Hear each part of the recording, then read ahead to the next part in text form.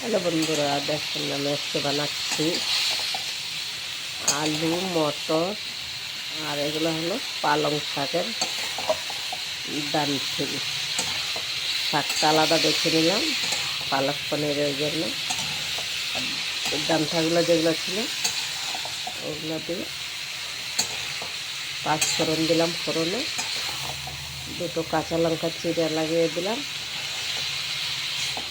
নুন হলুদ, একটু ধনিয়া পাউডার, একটু জিরা পাউডার, একটু মিষ্টি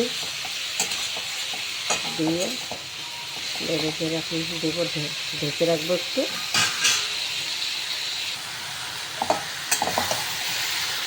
আমি সবজি मटर पालक का डंठल आलू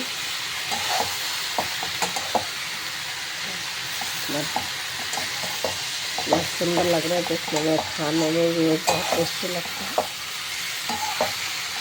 बहुत अच्छा लगता है खाने में भी। देखिए कितना सुंदर लग रहा है, हरा हरा।